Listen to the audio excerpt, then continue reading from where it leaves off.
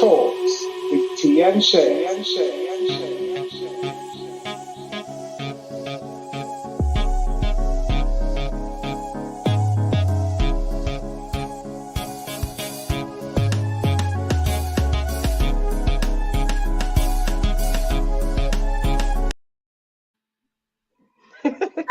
Hello, everyone.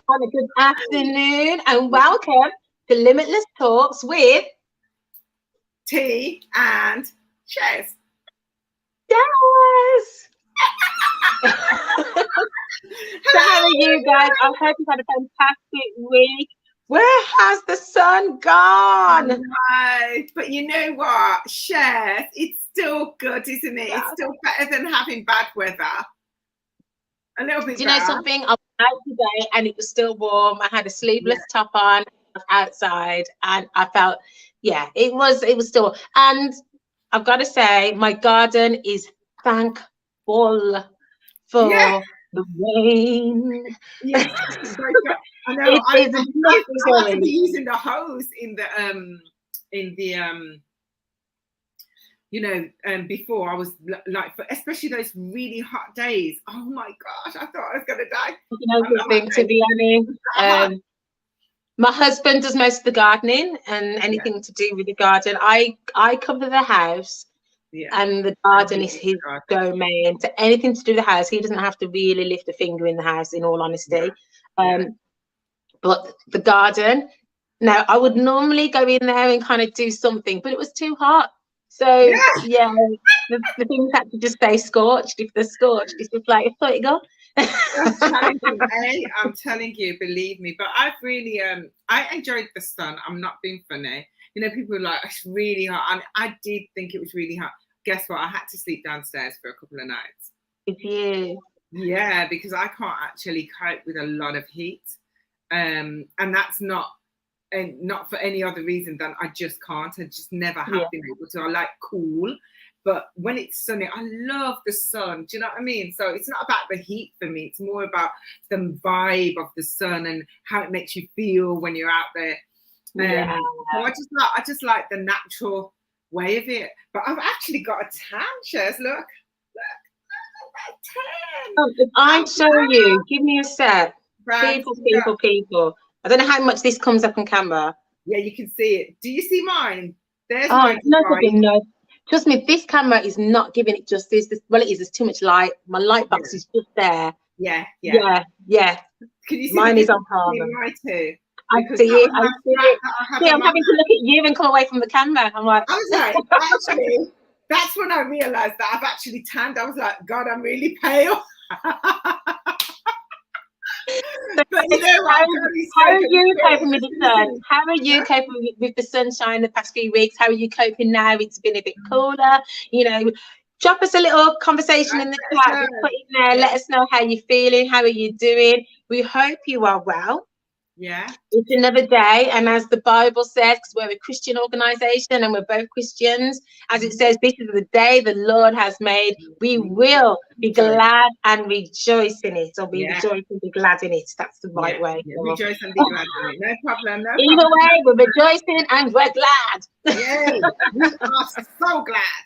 Hallelujah. But you know, guys, we want to talk. We'll tell you a little bit about Limitless. If you're new to the show and you've not watched it before, we are Limitless, and we are here to enable,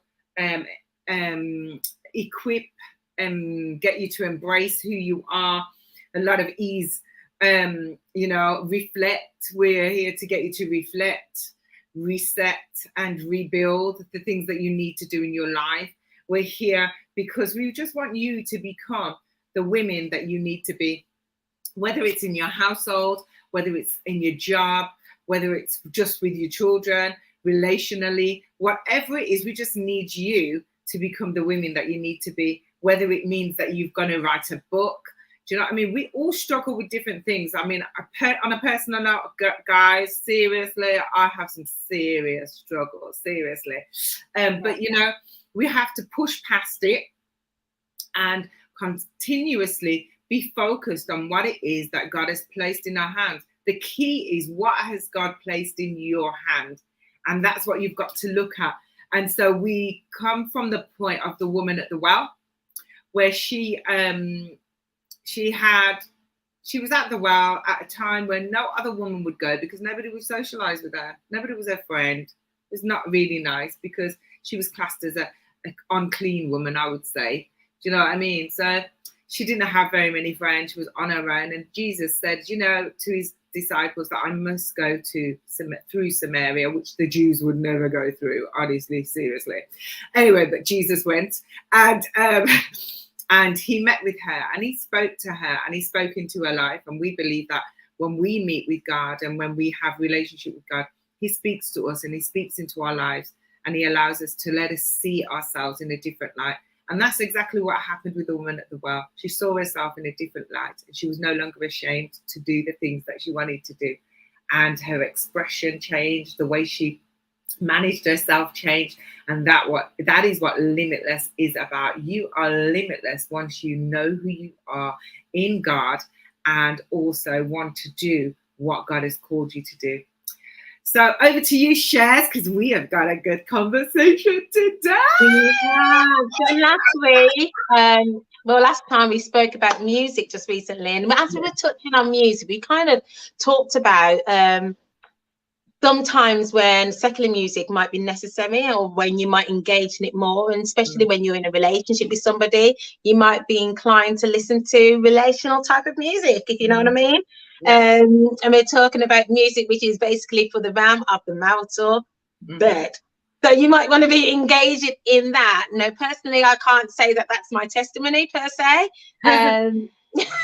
But there are some songs from an instrumental point of view, you know, from music, I will play them. And it's like I can connect with them and I play them, but I don't necessarily need it for engaging in marital activities. But each to their own. So we were kind of talking and going on those levels, you know, we just kind of led us to really kind of think about, okay, do you know something? How do we keep love alive? Let's be real, guys. In society, we've talked about it before, we've had guests on here before, but we've never really kind of got into, you know, how we keep love alive. So we're going to keep it clean and spicy, but keep it real at the same time, because we are recognizing that in society, they say the divorce rate is extremely high. I think it was around a 50-50 chance of marriages actually staying together. But also, that's not just in the secular world, meaning the outside of the kingdom, outside of Christianity. It's also in the church as well. But also on top of that, there's a statistic. I'm sure it was in the 80s. I want to say 88%, but I don't want to quote it wrong. But majority of divorces are actually filed by the women, not the men. It's the women that, you know, are filing for these divorces. And it's just understanding that life is real. Life is real, and marriage is hard work. And I am not going to be somebody that's going to be here saying, no, it's fantastic, it's rainbows, and, you know, sun shines on our marriage every single day, which it does. But I guess sometimes there's a bit of clouds. And I think there's a bit of clouds. Let's add to that. I think on a whole, even though we're talking about marriage as well, relationships can be quite challenging. You've got your son, you've got your daughter, you've got your cousin, you've got your brother, your sister. You know, people seem to have this cuckoo point of view that, you know, relationships are always supposed to be hunky-dory. So let's put on a brave face. We're going to have good and bad days. Come on, guys. Do you know what I mean? We're going to think, oh, what I don't like you. Why am I here? I don't like you anymore. Right now, you're not my friend, and I'm not going to be. I say that to my husband sometimes, you know. I actually say that to him, babes, I'm not your friend. I'm not your friend. I've had enough. I'm not your friend. Like, you know, I'm not your friend. And we were in front of somebody, sorry for taking it off. We were in front of somebody. We were just being ourselves, because you know what me and Stan are like. We're just being ourselves. We're quite sarky. And then we're quite fun-loving at the same time, and so and huggy and all that. And the person went, "Is this how you guys really are?" And we were like, "Yeah, this is who we are. This is just who we are." And they were like, "Oh my gosh," because we are very straight with each other as well. There has been times when we've done that sort of thing when we talk around the circle, But it's very few and far between. When we get back on track, we don't talk around the circle. We talk straight up front. What do you mean by the circle? What do you mean by that? Do you know, have you ever, we experienced this not so long ago. Stan and I were, I think he was a bit, I was being a bit what? harsh. Okay. Yeah. And so then I thought, you know what, I tend to pull back a little bit and try and speak differently, you know what I mean, which doesn't work for me.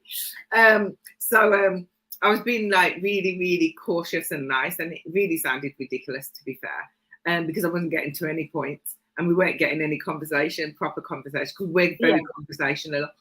And then we had this conversation, and eventually it was a case of, you know what, let's just get back to it. That's just normal. Do you know what I mean? You've got to have those conversations that you don't want to have, it, don't you? You've got to do that.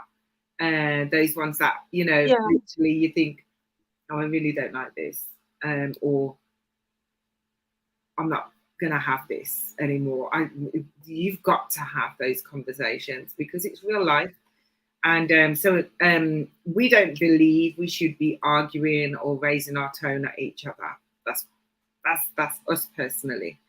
We believe we should. Always been like that, because reality, I think most couples will probably agree with you. They don't believe it, but it does happen, and that's you guys making a set boundary within your home to say, look, we don't shout at each other, we don't raise our tones. But you know, how did you get to that stage?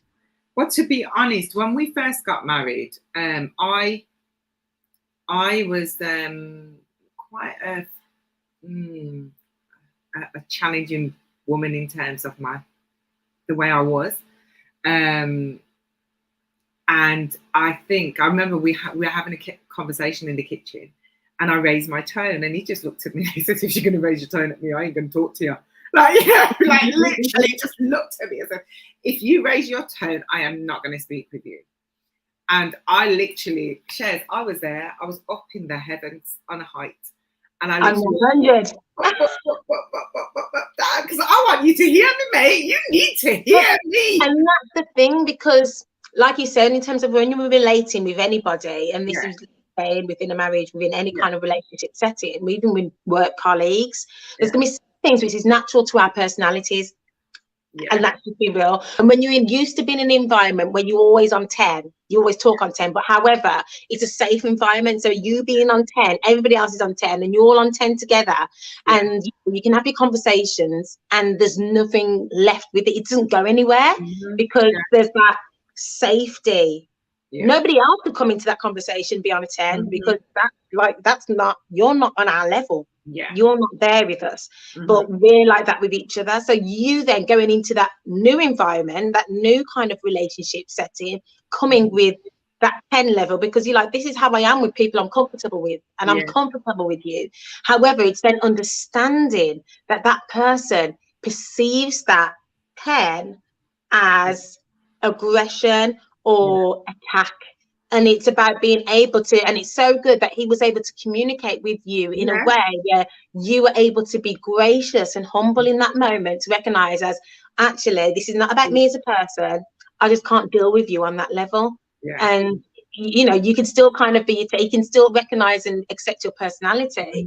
But in certain situations, especially when it's triggering, because that's where it tends to be, when you're triggered by something, it means that there's dealt with her in that area sometimes. And the reality is sometimes when we start to get heightened about something, and because we get frustrated about something, it's, you know, it's then negotiating, how do I say it in a way which you're going to respect? How are you going to say it in a way where the person doesn't feel patronized?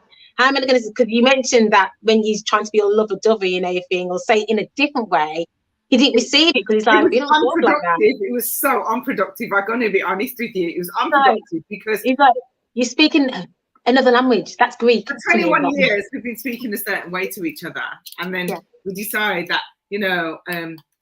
But also, I think one of the things we've got to look at. Hi, Vicky. How you doing? Good to see you. She says, "Good afternoon, ladies." Guys, you can make your comments. You know what? We will love your comments on this subject. We're talking about relationships. We're talking about marriage relationships mainly, but we are talking about relationships in general. And how do we deal with certain aspects of relationships, even especially as children of God? How do we deal with them? How do we literally turn around and say, actually, sorry? Even the word sorry, how do we say that? How do we say that? I hear you what you're saying, but let's just be real. In some relationships, like in my family dynamics, if someone did something or anything like that, you kind of had a conversation. We need a sorry. We don't need a sorry from each other. You kind of just have a conversation, and it's because, again, I know that if someone's done something, they're not done it in a certain way to hurt me. Now, I might need that for somebody outside of my my inner circle.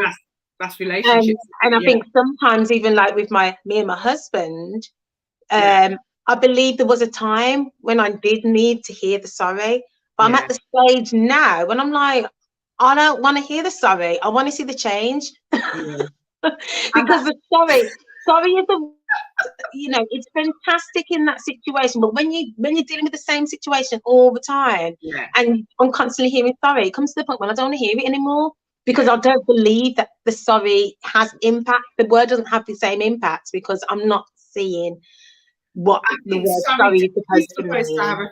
To be honest, sorry should have a fruit to it, for want of a better word.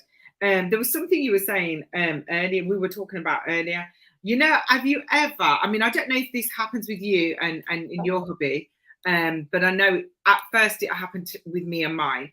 When my girlfriend would come round and we're talking and we're like, how we just talk over each other and everyone knows the conversation and it works. That's a girlfriend thing, because the men don't do that. The men have an more orderly conversation. I have to disagree with that slightly. I've been told. So go on, what? There are men that talk over that. Another thing is, I hear you, because I hear people saying men and women in certain things. I'm a believer that when you look at personality traits, and I constantly say this, and I kind of wave this flag all the time. When you look at personality traits, you don't see a woman's personality trait. Let's go, you're a woman, so you have to do this quiz, and you're a guy, so you have to do that quiz. That's not how it's set up. There's certain things which are personality driven.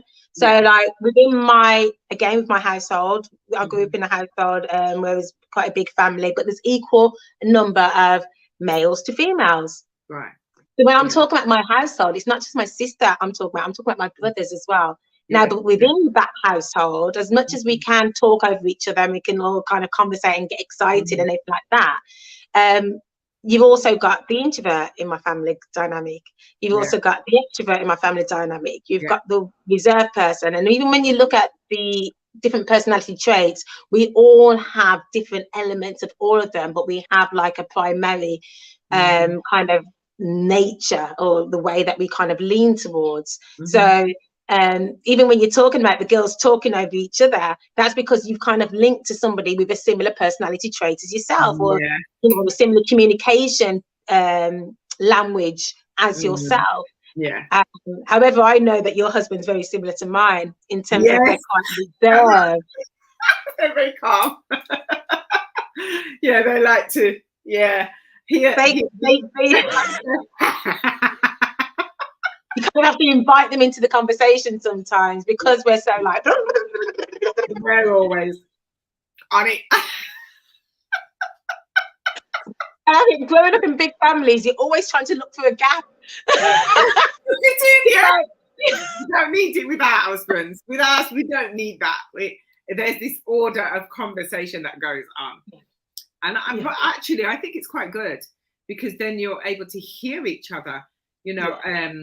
Let's be real. How do you? I remember Stan used to say to me, "Babes, how do you have that conversation and remember everything?" And I says, "I don't know, but it does. It happens." But in essence, when we're dealing with whether it's marriage or relationships with children, we have to come with a clear, that's a conversation that would have been, you know what I mean?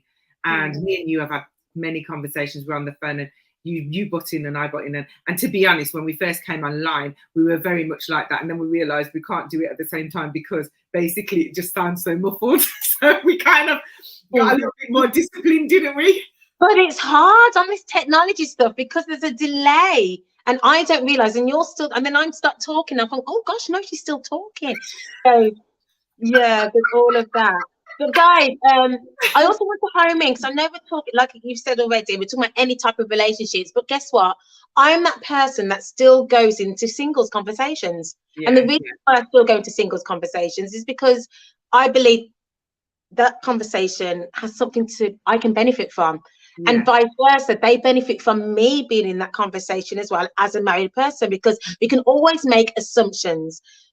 Now, when we're in that kind of singles conversation, we're still talking about relationships in the exact same way. So they're still kind of talking about preparation. So I'm hoping for those of you who are watching, whatever kind of state you are in terms of the status, they used to call it a marital status, wherever you are in terms of relationships with whoever it's going to be, I really believe that you can get something from this conversation, even as we talk about it from a marriage concept or content, purely because like with anything, you can get those nuggets from there, whether it's going to be something that you're going to store up ready in terms of preparing you for what may come in the future or occur in the future, or it can just give you realistic expectations. Because what tends to happen is going into marriage, and I was watching something today actually. I like to listen to the Dear Wifey podcast. I don't know if anybody else watches those too. But again, a lot of people, you have these understandings of what they think based on their surroundings is what the realities of a marital relationship is going to be, or what it should be.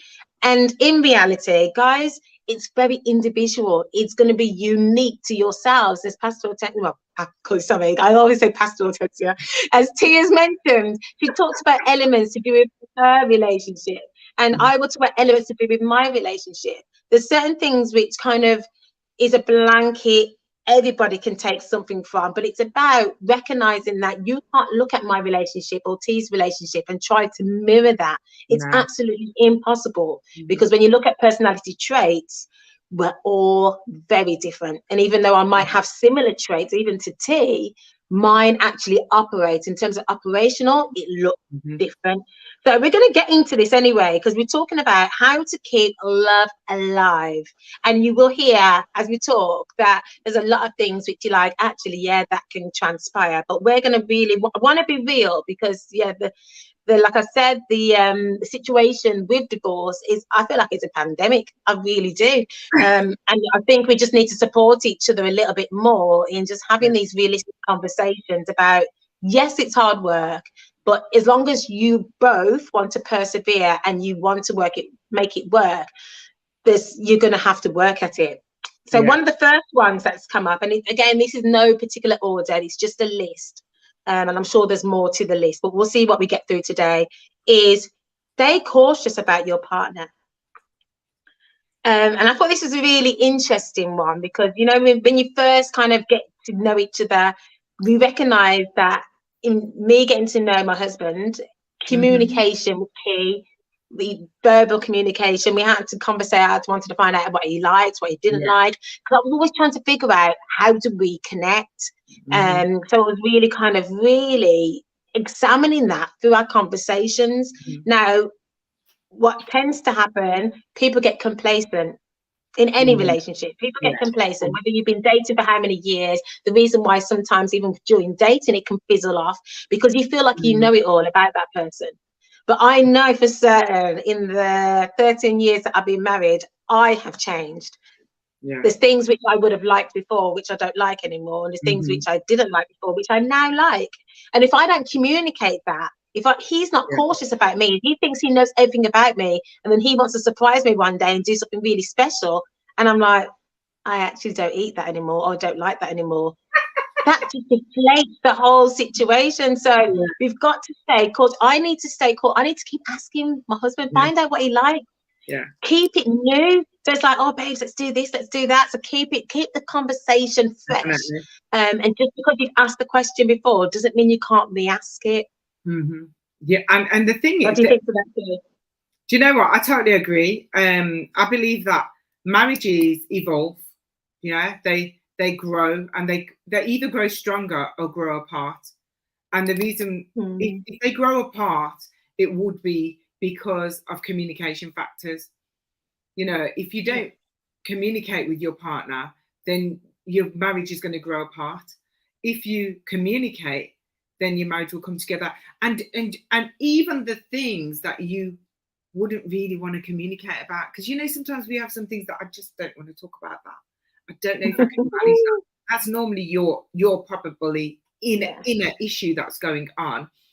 But if we're being honest, right, in order for us to resolve things, and even the scripture talks about this, that it says this in the Bible: if your brother or your sister has a heart against you, then you, which say you're spiritual or you're in a better place, should go and make it right with them. And then there are stages that you have to do to make it right with them. And so what you have to understand is that if you are having problems in your relationship, or you think actually we're growing apart, I've heard that statement so many different times. We've grown apart. Well, you grew apart because probably you weren't in tune with each other, but you can grow together again, because when you were initially in your early stages, you didn't know each other. So if you feel as if you've grown apart and you don't know each other, then you can get to know each other again. That's a conversation, or even going out and getting some counsel. You know, people believe that, oh, I don't want to take no, I'm not having no counselor for my marriage. My goodness, everybody's got to be accountable for something. And you've got to find, even if it's an accountable couple that you can be real with, you've got to find that couple that you can be real with. If you can't do it together, then you have to find that couple.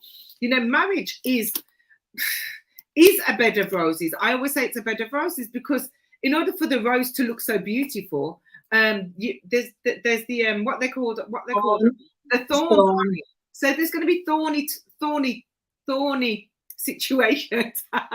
There's going to be thorny situations that you're going to have to turn around and say, actually, we need to deal with this. And it's not always going to be easy. Sometimes you just want to get out of the conversation. I mean, have you ever zoned out of a conversation? Shez? You know something, I haven't zoned out. I'm actually very much, I make sure I'm in tune with what's being said. You know, my husband's a solicitor, so the way he talks, I have to make sure I'm on it. And there's been times when I've said to him, I said, I feel like I need to record this conversation, because I need to make sure that you are clear about what I've actually said and not what you've interpreted. You know, it's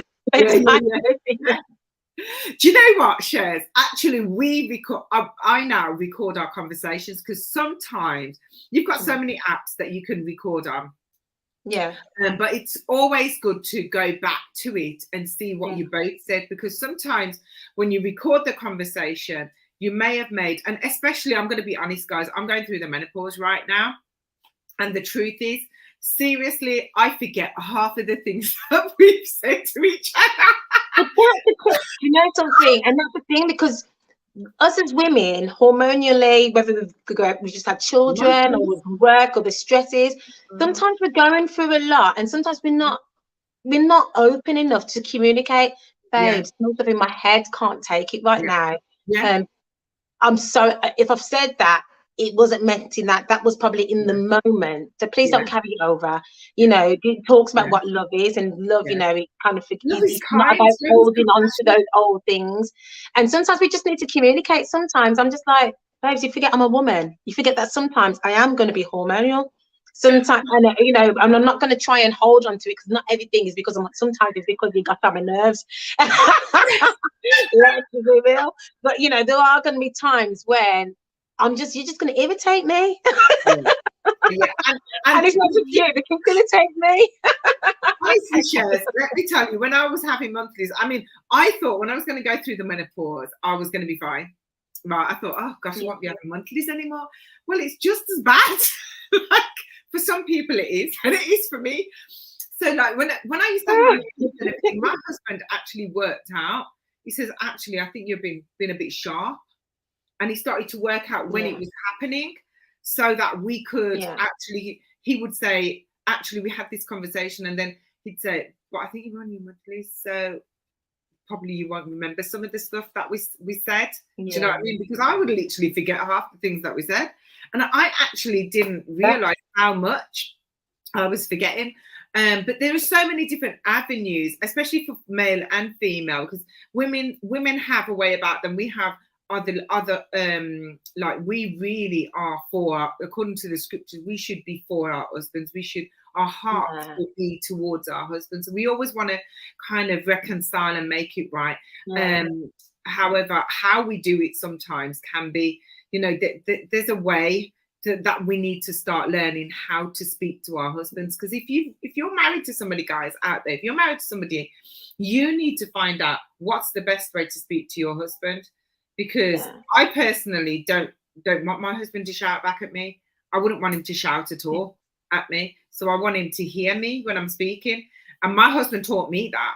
Do you know what I mean? He says, "I ain't speaking to you if you're going to..." Like, this was like, we're married 21 years now. So we would have been probably in our second year of marriage. Yeah. Or at the very beginning. And it was probably in the first year. And he was like, I'm not talking to you if you put whatever. And I was like, okay, I want you to hear me. I want you to hear me. And I think, again, because it's different, because that's not my natural person. I'm like I've always said, I'm a bit of a turtle, so I'm not trying to conflict or anything like that.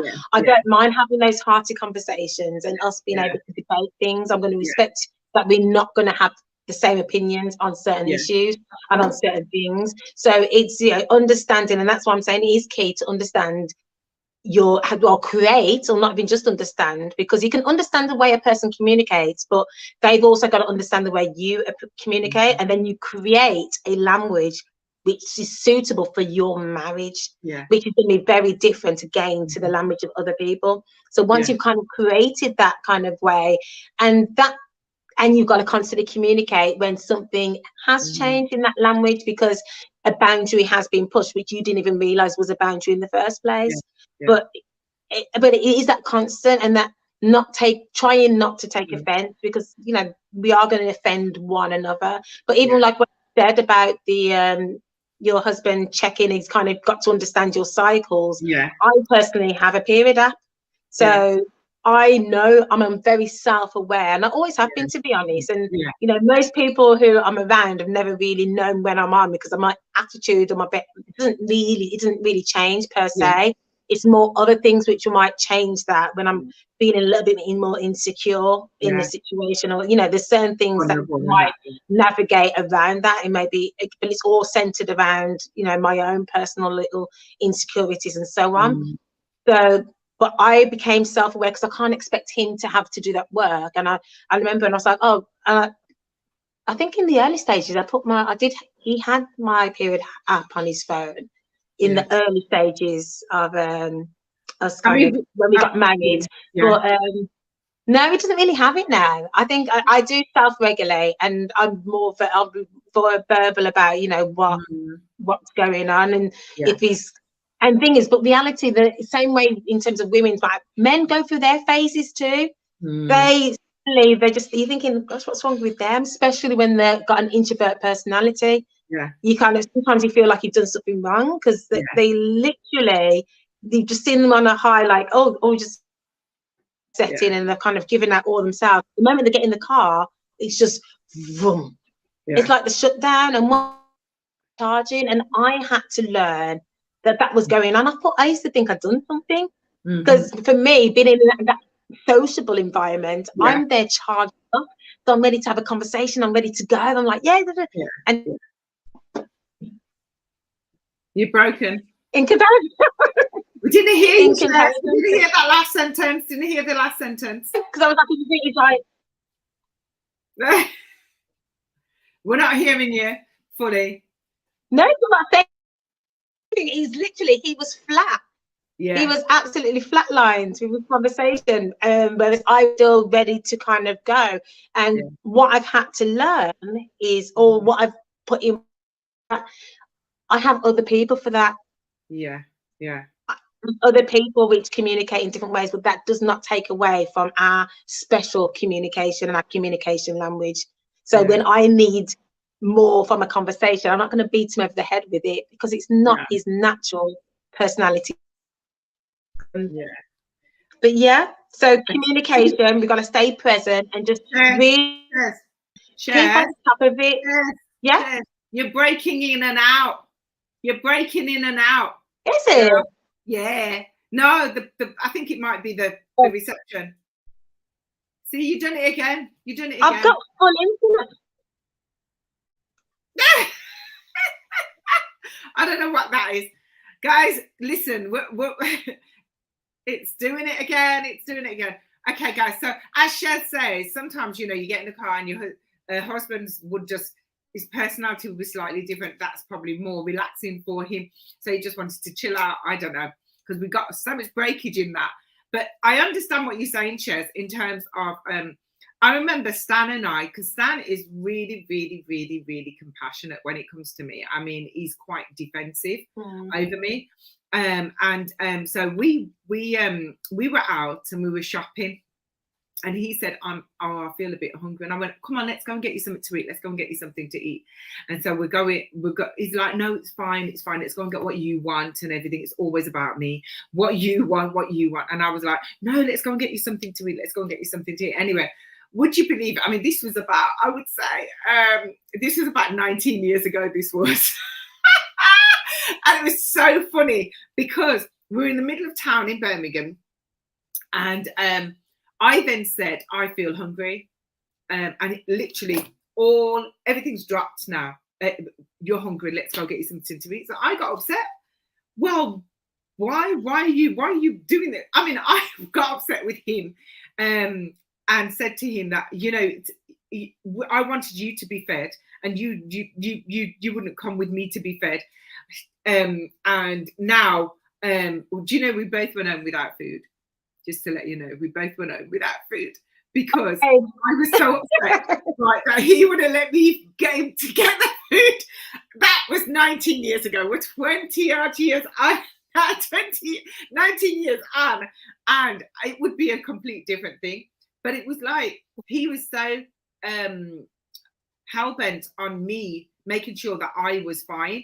Do you understand what I mean? So in relationships, there's also that side where you'll want to be compassionate and everything, and the other one saying, I don't want to bother you. I don't want to bother you. Do you know what I mean? I just want, do you understand? And I feel that was the situation at the time. So you are really breaking in and out, Shez. You're looking blurry now. It looks fine to me. So I was going to say, it looks absolutely, just below me, we'll work with that, because the screen looks fine to me and the reception is actually on full, so I'm not sure what's going on. I'll continue anyway. So the next one, I know time is gone, so we'll just touch on this part. When it says be fully present. Yes. Oh, definitely. It says, this may look very clear or might not seem clear, but it's meaning that you've got to be attentive to your partner. And it goes both ways, but let's talk it from our perspective. If we're not focused on each other, if anything else going on, we're always busy. Now, I'll speak for myself. I'm not going to say it's women, but for myself, I'm like and I deal with the house. So with me dealing with the house, there's a lot going on. There's the washing, there's the cleaning, there's the cooking, there's the children, there's the washing, there's the cleaning, there's cooking, washing, cleaning, cooking. It's constant. I do keep a tidy home, I should say. I'm really on top of it all the time. Sometimes I'm not sitting down. By the time I sit down, it's like 10 o'clock and then I'm falling asleep. So, you know, you're not necessarily in that downtime with one another to have that time. So you are, and I am being attentive in the sense that I'm making sure he's fed, he's washed, he's you know, his food's there, the washing's done, he's got clothes, everything he needs in that sense. I'm so on it. But that having that personal time to be able to spend the time, how are you, what's going on, making present and have that quality that's needed to keep it fresh. I totally agree with you. I think being present when you're in a conversation is really important. Guys, you know, the best way to go about this is turn your phone off, turn the TV off, literally pay attention to what's been said. That's the only way we can make headway in our relationships, to be fair, that we are able to, the respect, do you know what I mean? The Bible actually says that husbands, love your wives as Christ loved the church and gave himself for it, which tells me that women need a lot more love, right? Because God knows us. But the Bible says that wives, honor your husbands. It's honor, isn't it? It's respect your husbands anyway. Because obviously the word of God says that, because that is what our husbands need for them to thrive. So when we're sitting down and our husband's talking to us and we zone out, or you're on your phone, looking at your phone at the same time as them talking to you, and you know, they're going to think that you're not paying attention to them, or they're going to think we're not paying attention to them. So we've got to make sure that we get it right, listen and comment accordingly to what we're listening. Do you know what I mean? Relationships are could be quite technical, really, if you want to say. Can be quite technical. And the reason being is that there's always going to be something that changes.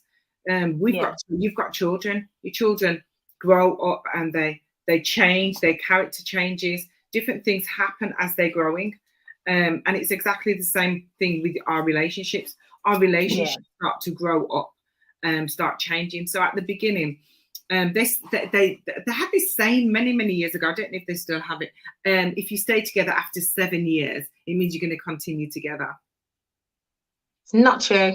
I know. But this is what they used to say. Do you know what I mean? I think it's old wise. Yeah, because they talk about the 7 year itch, but then they talk. And they also talk about there's a 12-year thing as well, and there's a 25-year.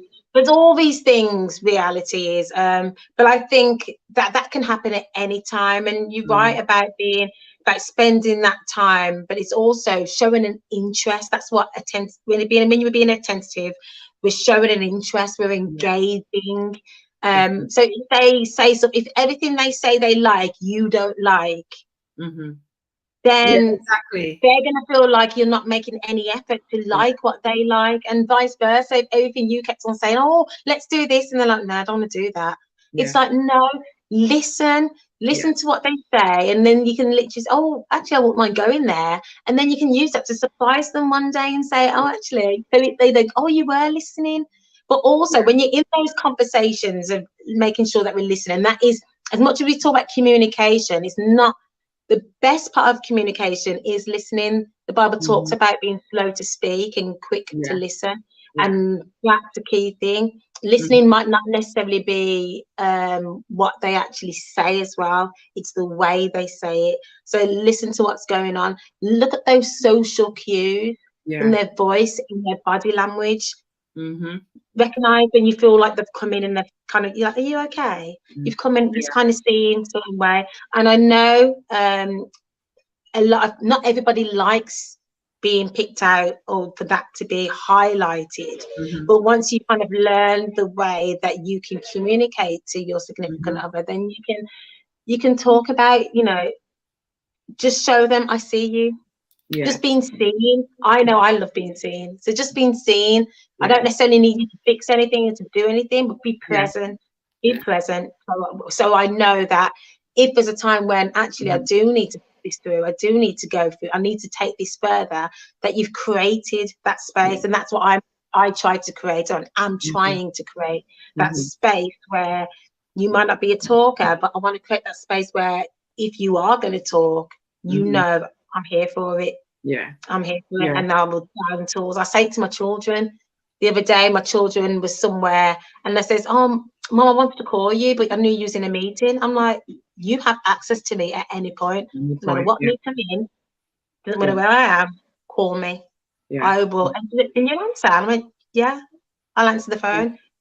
I mean, a lot of times we do that for our children, do we? Mm-hmm. Yeah. But how many times do we do that for our spouses? Yeah. And I think it's essential for us to be like that with our spouses. It's really important that we build that equilibrium between us, so that you can stand the test of time together. I mean, how beautiful is that, to be able to stand the test of time together and understand each other? Do you know what I mean? You know, people see me and they'll go like, oh gosh, you guys, how long have you been married? Like, they think we've been married a short space of time. I think it's 21 years. Well, how do you do it? And listen, I will send my husband a text right now and say, baby, I love you, I miss you.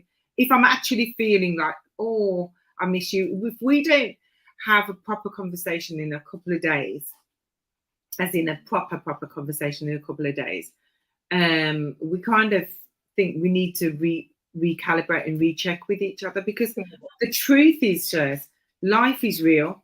There's a real world. He works. I do 101 things, and I work as well. And you can lose that that togetherness because you're so busy.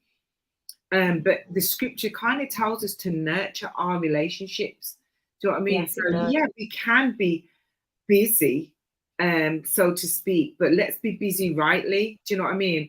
Valuing what we have as a couple, or, you know, so that our relationships can be even more stronger, so that we can counsel others. I know one of the things I was going to say is that when I touched on the counseling before, I know that you guys have gone to different things yearly, before the COVID, obviously, where you go, yeah, but I mean, those things are really, really good. You should always be ready to, if there's a marriage retreat, guys, go on the marriage retreat. Do you know what I mean? Yeah. Do you know what I mean? Find a way to tell your wife that you want to go on a marriage retreat. Find a way to tell your husband that you want to go on a marriage retreat, if everybody thinks it's irrelevant, but it is so relevant.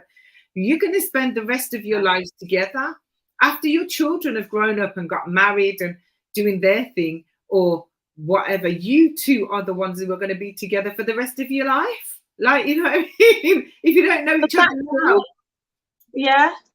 Because the way I see it, for our works, with some people in certain jobs, in fact, in most jobs, you have to go on training courses. Yeah. And you're going to need constantly to upskill.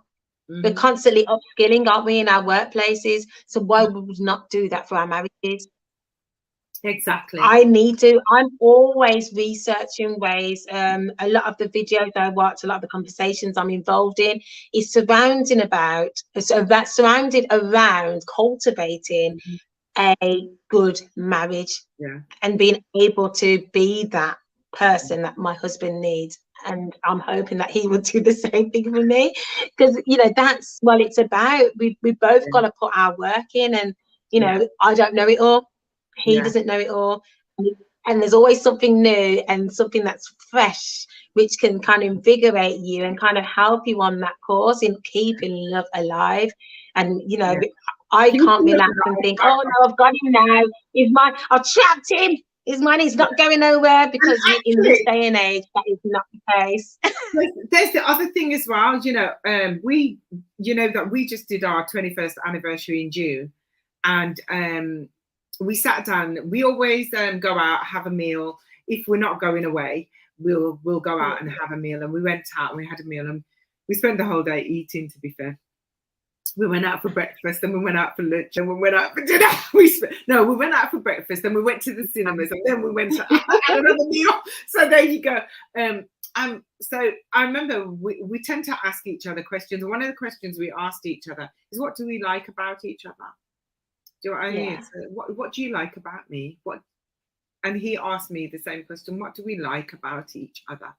And we sort of spelt out what we liked. Do you know what I mean? And then we said, well, what don't we like about each other? Because these are things that we never want to hear. We always want to hear the like things, but there's some stuff that we might not like. Do you know what I mean? About each other. And it's not it's not a negative thing. It's a good thing to do. Because what you're doing is you're getting in tune with your husband or your wife. You're getting in tune to find out that person doesn't like this, right? And so if they don't like it, I'm not going to deliberately do it because I love them. Because you know, the Bible actually says, if your enemy is hungry, feed him. And the Bible says, another scripture that says that if your child asks you for bread, would you give them stone? Now you might say, that didn't say anything about marriage, but it's about relationships on a whole. You know, so God says, let alone me, I wouldn't give you stone, I'd give you bread. So what I'm saying is that as individuals, we still have to get to that point where we're saying, actually, he doesn't like this or she doesn't like this. And because they don't like it, I'm not going to do it. I'm going to make every effort not to do it. Do you know what I mean? So that and that's respect, isn't it? And that's because I love what you said about the questions, and I want to kind of just give you guys some nuggets. You can just go online. If you look at if you just type in questions to get to know somebody, because this is what I do. I print them off. And I might cut them out and I'll put them in a jar and we'll take our time and we'll go through one. I said, oh, let's do a question, because that's how we got to know each other at the start. So we kind of got that before we even got married. That's what we did. We did a book that says 101 questions to ask before you get engaged. So that's a book that we use just to get to know each other. But it got through, because some of those questions, you might not even think of a question, or when you kind of asking random things, they might think, what are you asking for? What do you need to know for? But if you say, look, I've printed out this list of questions, I thought it'd be nice to go through. And then you can kind of, it's just a way of communicating. And you would have thought, wow, that's a good question. I never thought to answer that. There's also, there's lots of websites, so you can get that information. It's absolutely free. Just get them out. You don't even have to print it out if you don't have a printer, but you at least have some questions. And just like today, we've got 18 points, and we've been talking for like, it's almost an hour now, and we've only got through 2. That's what we found it. So you'll have something to talk about for a long time, a very long time. But as you're doing that, you're actually getting closer, because you literally are teasing out those things, and it kind of spirals, and you end up talking about other stuff and other things get involved. So for those of you who feel like you're drifting apart and you're trying to think about ways of opening up communication, it is about find it on the internet. Find it on the internet, do your research. It's, you know, it's fantastic the times that we're in now. We really don't have an excuse, because things are right at our fingertips. So thanks for reminding me of that, because it's something that I actually love to do. And I do it not just with my husband, but I also do it with friends as well. I do it with friends, with my children. I think it's really something that works really well. But like I said, go speak to. Relationships work better when you are ready to communicate. And I know I've said communicate so much, but communication. Huh? My leg. I've got my leg and I've crossed them on the chair. I'm like, oh my gosh. But communication is so essential to any relationship. God tells us to pray and to communicate with him, to read his word, to find out more about him. So the thing is, if you actually think about it, actually, if I don't ask my husband's, if I have a question about my spiritual life, what do? I go to the Bible, the manual. Right? And then I don't know if any of you out there do this, but I sometimes say, Lord, why did that happen? Like, you know, you couldn't have warned me. I have them kind of conversations with God like there's no tomorrow. Seriously, I have some serious conversations with God. And so what I'm saying is, you have a plethora of things on Google that you can go to, and you can, or any other search engine, or go and buy a book and find out more about working and sitting down and just saying, you know, because marriage, honestly, is not just about sex. Do you know what I mean? Marriage is bigger than that. And, you know, when I say it's bigger than that, sex is the icing on the cake. If I put it down, your relationship is what is the key first. You know, so today's society, you do find in the world today that they let me try before I buy. Do you know what I mean? In Christendom, that is not the case. We don't do that. I mean, the thing is, even in the world, they will tell you that's not the case, because they will often say that when you get the relational side together, it enhances. Yeah. It enhances the sex side, because you've opened yourself up and you have that level of intimacy and that level of transparency, that level of comfort, that when you then do getting into it, you're like, you can have all of me, baby. Because you've created that safe space so you can be vulnerable, because that's what sex is, not just to gratify ourselves, and that's what the world often sees it as. It's to gratify an itch, but how the Bible intended it to be, it was for it to be in that marital situation where you literally, like you said, the icing on the cake, it's solidifying that connection, because there's a whole nother spiritual encounter which is happening during intercourse. So whether you accept it or not, you are engaging in something which is supposed to be special and unique to you as a couple. And a lot of times the reason why people have that issue where they're saying try before you buy is because they've had other sexual encounters, and because they've had that, they want to make sure, oh, I didn't like that one, or I didn't like this one, so let me just find out, because I can't be dealing with that on my marriage. For me personally, I didn't have any other encounters, so me coming into my marriage, he's got no one to compare to. I mean, I've got no one to compare him to. In terms of communication, I could compare him to somebody else. In terms of being able to cook me dinner, I can compare him to somebody else. I can compare him in terms of doing the garden, everything else. Technically, I could compare him to somebody else. So I was able to create that level of anything else. But when it came to sex, that is literally, it was no comparison. That's just something that is special for us. And I know that's not the same situation for everybody, but I'm talking about the reason why. In fact, it wasn't even the situation for him. But at the same time, I'm glad that I didn't have anybody to compare him to. Because when I've got into that, my reality, and it's important that I learned how to talk. And I was so free about having talks about sex, because the way I see it is, we are married till death. So regardless of how we feel about it and how we're exploring each other's bodies, as we go through, and even one day we'll go through a proper conversation about sexually and how women change and their desires and their needs, and how that changes, and how it changes also for men, the desires and the needs. So I might be on it one day and off it the next day, and vice versa with him. But the key thing is that we're able to be open with each other during all those seasons. So those who are trying before you buy, you think that one try off is going to be an example of your whole marriage of sex life. It's not just because you might try it and then you're like, the first one wasn't as good. You go, oh, let me just try again. But when we say it's a lifetime, and that's something that we've committed to, and we are open about, and we enjoy, and that's because we have decided that is ours. That's nobody else's.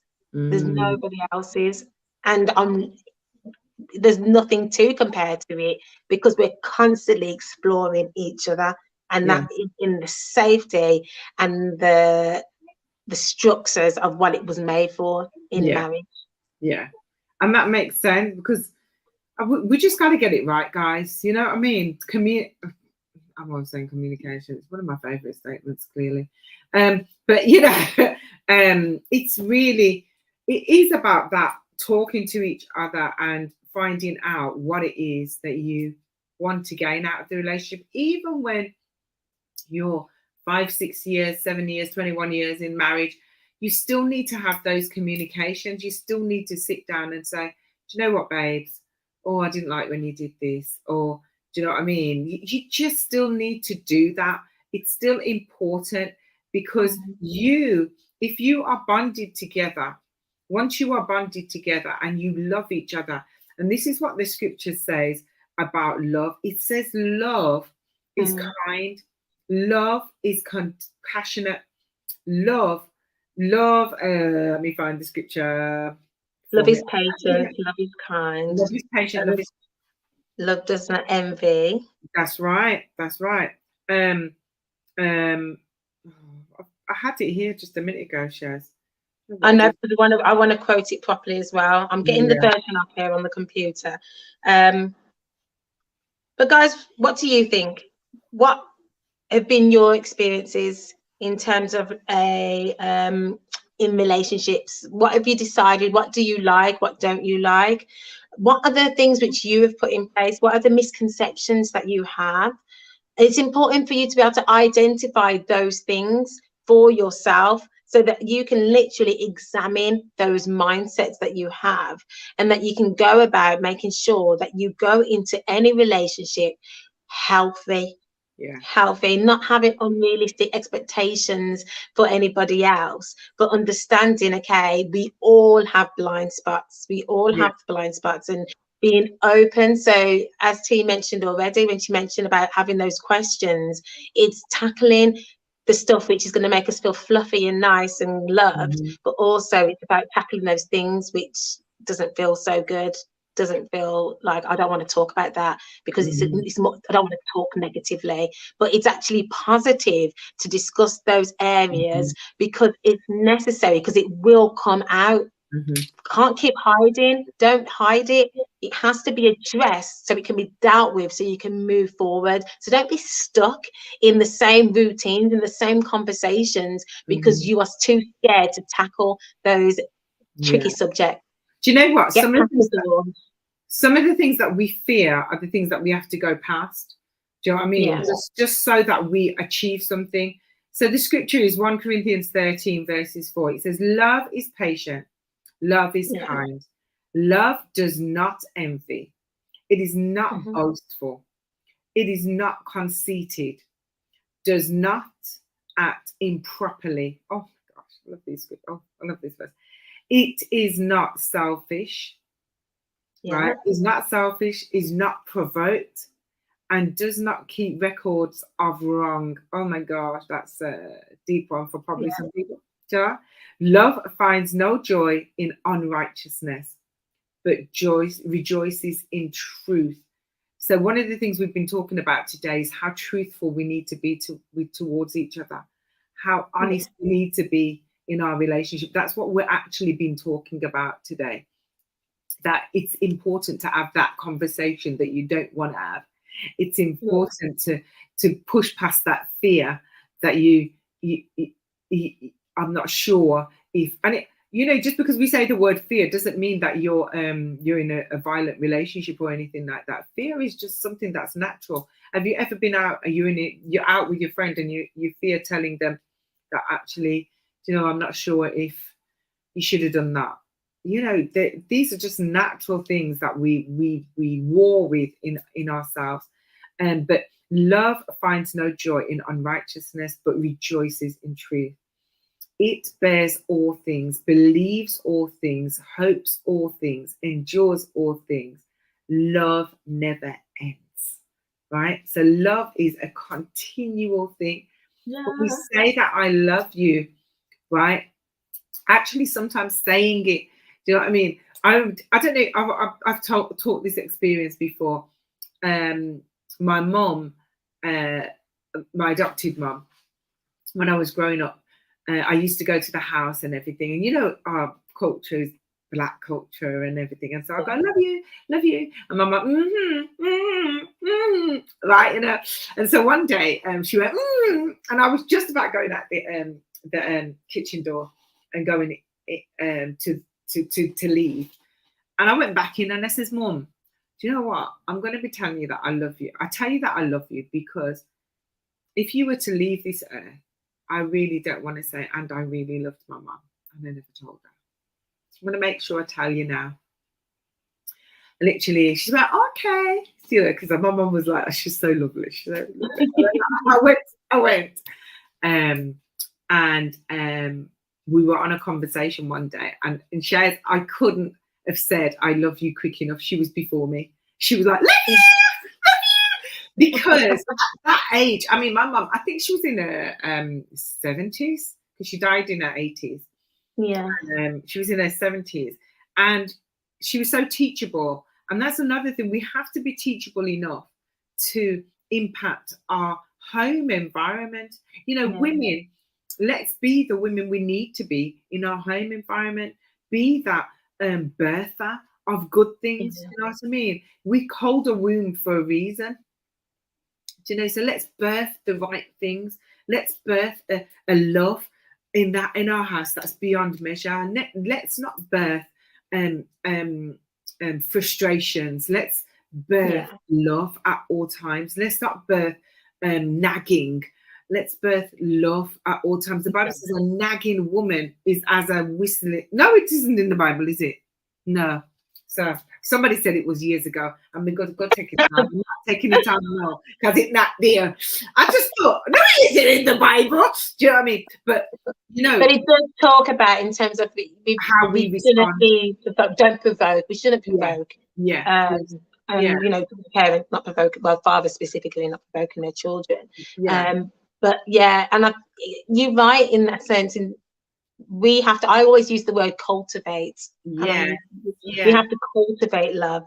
So guys, with that in mind, time has absolutely flown by. I could keep talking about this, but guys, I actually direct a choir, a community choir. So in Tamworth this afternoon, I'm going to be directing the Together Community Gospel Choir in the Castle Grounds. They've got a huge stage which is put up for the Commonwealth.